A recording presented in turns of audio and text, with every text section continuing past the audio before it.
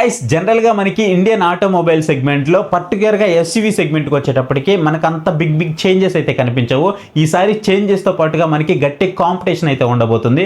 ఎందుకనంటే ఒకటి కాదు రెండు కాదు మొత్తం 5 ఎస్యూవీలు అయితే మనకి ఈ 2027 కల్లా మనకి లాంచ్ అవ్వడానికి సిద్ధంగా అయితే ఉన్నాయన్నమాట.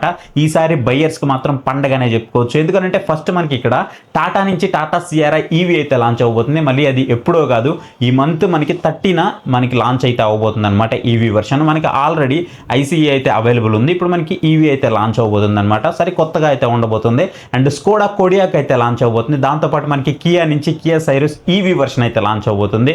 అలాగే మనకి ఫార్చునర్ ఎప్పటి నుంచో ఇండియన్స్ వెయిట్ చేస్తూ ఉన్నారు అనమాట. పెద్ద చేంజెస్ ఏమన్నా జరిగితే తీసుకుందామని చెప్పేసి, అండ్ చేంజెస్ జరిగినా జరగకపోయినా తీసుకోవడానికి సిద్ధంగానే ఉంటారు. ఆబ్వియస్లీ అది ఫార్చునర్ కాబట్టి ఎవరైనా ఫార్చునర్ లవర్స్ ఉంటే కామెంట్ సెక్షన్లో కామెంట్ చేయండి. సో కొత్త జనరేషన్ ఫార్చునర్ కూడా మనకి ఈ ఇయర్లోనే రాబోతుంది. అండ్ ఇంకోటి మనకి కియా నుంచి సొరెంటో అయితే రాబోతుంది అనమాట. సో ఇది కూడా మనకి ఇప్పుడే రాబోతుంది. సో 2027 కల్లా ఇవన్నీ కూడా మనకి మార్కెట్లో సిద్ధంగా అయితే ఉండబోతున్నాయి అనమాట. ఈరోజు ఒక్కొక్క దాని గురించి అయితే మనం మాట్లాడుకోబోతున్నాం. ఫస్ట్ వచ్చేటప్పటికి మనము టాటా సియారా గురించి అయితే మాట్లాడుకున్నాం. టాటా సియారా అది పేరు మాత్రమే కదా చెప్పాలంటే, ఇది ఒక బ్రాండ్ అనమాట, ఒక ఐకానిక్ బ్రాండ్ చెప్పాలంటే. మనకి వాళ్ళు అనుకున్నంత హిట్ అయితే అవ్వలేదన్నమాట ఐసీకి వచ్చేటప్పటికి. బట్ అలాగని మనం లో అని కూడా చెప్పలేం, ఎందుకంటే ఎవ్రీ మంత్ మనకు ఒక 7,000 వరకు సేల్ అయితే అవుతున్నాయి కాబట్టి. అండ్ దీంట్లో ఎక్స్పెక్టెడ్ వచ్చేటప్పటికి మనకి 55 కిలోవాట్ 65 కిలోవాట్ బ్యాటరీతో తీసుకొచ్చే అవకాశం అయితే ఉంది ఈ ఈవీ వర్షన్లో. ఈ మంత్ మనకి 30 లాంచ్ అవుతుంది కాబట్టి. అండ్ రేంజ్ వచ్చేటప్పటికి మనకి 400 నుంచి 500 కిలోమీటర్స్ వరకు ఉండే అవకాశం అయితే ఉంది. మాక్సిమం 500 కిలోమీటర్స్ అయితే ఉండొచ్చు. మనకి ఇన్వైట్ వచ్చే అవకాశం ఉంది. వస్తే మాత్రం దానికి సంబంధించిన ఫుల్ డీటెయిల్స్ అయితే మీకు అక్కడ లాంచ్ ఈవెంట్లోనే ఎక్స్ప్లెయిన్ చేస్తాను. అండ్ డిజైన్ చూస్తే మాత్రం మార్కెట్లో మీకు ఎలాంటి వెహికల్ కూడా దీనికి పోటీ అయితే రాదు, దాంట్లో ఎలాంటి డౌట్ లేదు. ఏ ఈవీ వెహికల్ కూడా మీకు ఇంత ప్రీమియంగా కనిపించదు అనమాట. అంత మంచి డిజైన్ అయితే మీకు దీంట్లో అయితే ప్రొవైడ్ చేస్తూ ఉంటారు అనమాట. ఇక టాటా ముందు మెయిన్ ఉన్నటువంటి ఛాలెంజెస్ ఏదైనా ఉంది అని అంటే మాత్రం ఖచ్చితంగా ఎవరు ఒప్పుకున్నా ఒప్పుకోకపోయినా దాని సాఫ్ట్వేర్ స్టెబిలిటీ ఏదైతే ఉందో అది ఖచ్చితంగా one of the major problem. రెండోది వచ్చేటప్పటికి క్వాలిటీ. సో క్వాలిటీ కూడా ఖచ్చితంగా ఇష్యూ అయితే ఉంది. ఎందుకంటే మనకి ఆ ప్యానల్ గ్యాప్స్ అవి ఇవి వస్తున్నాయి. దాంతోపాటు వీళ్ళ సర్వీస్ కూడా అంత మంచిగా లేదనమాట. సో అది కూడా వీళ్ళు రెక్టిఫై చేసుకోవాల్సి ఉంటుంది, అంటే ఆఫ్టర్ సేల్స్ తర్వాత. సో ఇవన్నీ కనుక చేసుకోగలిగితే మాత్రం అసలు టాటా సియారా ఎంత హిట్ అవుతుందంటే ఈవీ వర్షన్ మామూలుగా హిట్ అవుతుందని చెప్పుకోవచ్చు. అండ్ నెక్స్ట్ వచ్చేటప్పుడు మనకి స్కోడా నుంచి స్కోడా కోడియాక్. ఇప్పుడు చెప్పబోయే ఈ 5లో మనకి one of the best performance SUV అంటే మాత్రం ఖచ్చితంగా ఈ కోడియాక్. ఎందుకంటే ఇది మనకి 2 లీటర్ టర్బో పెట్రోల్ ఇంజిన్తో అయితే వస్తుందన్నమాట. ఆల్ వీల్ డ్రైవ్ ఆప్షన్ కూడా ఉండే అవకాశం మ్యాక్సిమం ఉంది. 99% ఆల్ వీల్ డ్రైవ్ ఆప్షన్తోనే వచ్చే అవకాశం ఉంది. ఇది మైలేజ్ కోసం చూసే వాళ్ళకైతే కాదు, పర్ఫార్మెన్స్ మెయిన్లీ నేను డ్రైవింగ్ని ఎంజాయ్ చేస్తాను ఎవరైతే అనుకుంటారో వాళ్ళ కోసం ఒక మంచి ఎస్యూవీ అనమాట. దాంతోపాటు ఫ్యామిలీ కంఫర్ట్ కూడా ఇస్తుంది. అంటే స్పోర్ట్స్ కార్లో మనము ఏ ఫీల్ అయితే ఉంటుందో మనకి ఆ సెగ్మెంట్ ఫీల్ అదైతే మీకు ఖచ్చితంగా తీసుకురాగలుగుతుంది అనమాట. సో ఎస్యూవీ సెగ్మెంట్లో నాకు ఒక మంచి స్పోర్టీ పర్ఫార్మెన్స్ కావాలి, ఫ్యామిలీకి కూడా ఒక మంచి కార్ కావాలి అనుకుంటే మాత్రం ఇది ఎవరిని డిసప్పాయింట్ చేయకుండా ఒక మంచి కార్ అయితే రాబోతుంది. కానీ మైలేజ్ అయితే మాత్రం పెద్దగా మీరు ఎక్స్పెక్ట్ చేయొద్దు. ఇక నెక్స్ట్ వెహికల్ వచ్చేటప్పటికి కియా నుంచి కియా సిరోస్ ఈవీ అనమాట. ఆల్రెడీ మనకి కియా సిరోస్ ఐసీఈలో అయితే అవైలబుల్ ఉంది present. One of the best vehicle. కాకపోతే ప్రాబ్లం అంతా ఎక్కడ వస్తుందంటే దీని యొక్క డిజైన్. ఫ్రంట్లో మనకి ఏదైతే హెడ్లైట్ డిజైన్ ఉందో ఇది మరీ బంపర్ టు బంపర్ ట్రాఫిక్లో మనకి అవతల వెహికల్ని కిస్ చేసే విధంగా అయితే ఉంటుందన్నమాట. అండ్ మనం టర్న్ చేసేటప్పుడు కూడా మ్యాక్సిమం వెహికల్స్ తగిలే అవకాశం ఉంది. ఒకవేళ మీరు ఏదైనా ఘాట్ రోడ్ సెక్షన్లో డ్రైవ్ చేస్తున్నప్పుడు కూడా మ్యాక్సిమం మీకు తగిలే అవకాశం అయితే ఉంటుందన్నమాట. అదొక్కటి మీకు కొంచెం ప్రాబ్లం అనిపిస్తూ ఉంటుంది. రిమైనింగ్ డిజైన్ పరంగా కానీ, స్పేస్ పరంగా కానీ, పర్ఫార్మెన్స్ పరంగా కానీ ఎవ్రీథింగ్ కూడా one of the best vehicle అనమాట. దీంట్లో మనకి ఇప్పుడు ఈవీ వర్షన్ అయితే రాబోతుంది.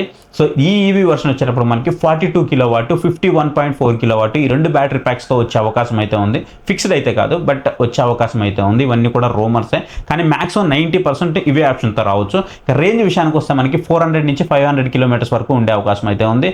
కియాకి ఎప్పుడు కూడా వాళ్ళ స్ట్రాంగ్ పాయింట్ ఏంటంటే వీళ్ళ ఇంటీరియర్ క్వాలిటీ అండ్ ఫీచర్స్, ఇవన్నీ కూడా వీళ్ళ స్ట్రాంగ్ పాయింట్ అనమాట. ఈసారి కూడా మనము ఎక్స్పెక్ట్ చేసినా చేయకపోయినా ఈవీ వర్షన్లో మనకి ఇది గట్టి పోటీ అయితే ఇవ్వబోతుంది, ఎలాంటి డౌట్ అయితే లేదు. అండ్ ఎస్యూవీ సేల్స్లో ఒక మంచి నెంబర్ అయితే తీసుకొస్తుందని నేనైతే పర్సనల్గా అనుకుంటూ ఉన్నాను. ఇక నెక్స్ట్ వెహికల్ వచ్చేటప్పటికి ఇండియన్స్ అందరూ ఎప్పటి నుంచో కళ్ళు కాయలు కాసేలాగా వెయిట్ చేసినటువంటి నెక్స్ట్ జనరేషన్ టయోటా ఫార్చునర్ అనమాట.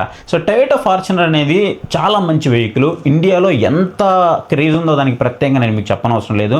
ఆ వెహికల్ వేసుకొస్తేనే ఒక పొలిటికల్ ఫీల్ అయితే ఉంటుందన్నమాట. అంత మంచి వెహికల్ అది.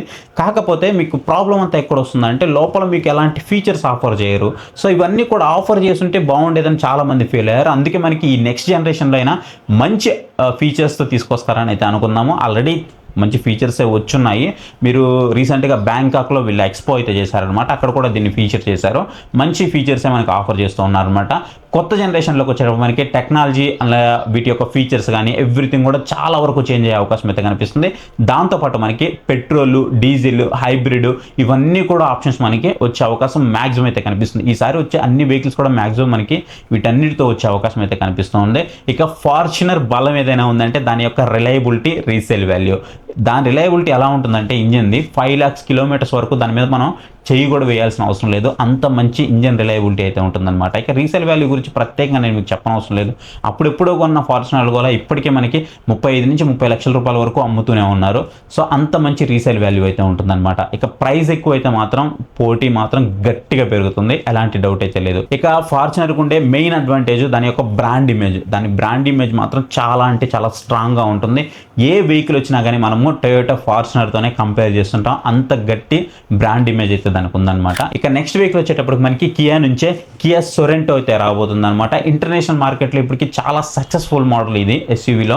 అండ్ ఇండియాలో అయితే మాత్రం మనకి ఒక ప్రీమియం సెగ్మెంట్లోకి అయితే వెళ్ళబోతుంది. ఎందుకంటే ప్రైస్ కూడా మనకి దానికి తగ్గట్టుగానే ఉంటుందన్నమాట. ఇక పెట్రోల్, హైబ్రిడ్ పవర్ ట్రైన్స్లో వచ్చే అవకాశం అయితే మనకి గట్టిగా అయితే కనిపిస్తుంది. మేబీ డీజిల్లో అయితే రాకపోవచ్చు. ఇక ఇంటీరియర్ క్వాలిటీ కానీ, కంఫర్ట్ కానీ, దీని టెక్నాలజీ కానీ ఎవ్రీథింగ్ అయితే చాలా స్ట్రాంగ్గా ఉంటాయి. కియాలో మెయిన్ ఇదే ప్లస్ అనమాట.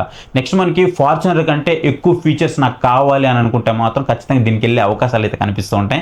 ఎందుకంటే ఫీచర్స్ పరంగా నేను పర్టికులర్గా ఓన్లీ ఫీచర్స్ పరంగా చెప్తున్నాను. దీంట్లో మీకు ఈ సొరంటోలోకి వచ్చేటప్పటికి ఫీచర్స్ ఎక్కువ ఆఫర్ చేసే అవకాశం అయితే ఉంది. సో గైస్, ఇవి మనకి అప్కమింగ్లో టాప్ 5 ఎస్యూవీ లాంచెస్ అనమాట. ఇంతకీ వీటిలో మీరు దేనికోసం ఎక్కువగా వెయిట్ చేస్తున్నారు అనేది ఖచ్చితంగా కామెంట్ సెక్షన్లో కామెంట్ చేయడం మాత్రం మర్చిపోవద్దు. ఇలాంటి ఆటోమొబైల్ ఇన్ఫర్మేషన్ అప్డేట్స్ కోసం ఇప్పుడే మన ఛానల్కి సబ్స్క్రైబ్, పక్కన ఉన్న బెల్ నోటిఫికేషన్ కూడా ఆన్ చేసి పెట్టుకోండి. వీడియో నచ్చితే వీడియోని లైక్ చేయడం మాత్రం మర్చిపోవద్దు. కింద మీకు హై పాయింట్స్ వస్తే హై పాయింట్స్ ఇవ్వండి. Thank you for watching. So next video. Bye bye. జై హింద్.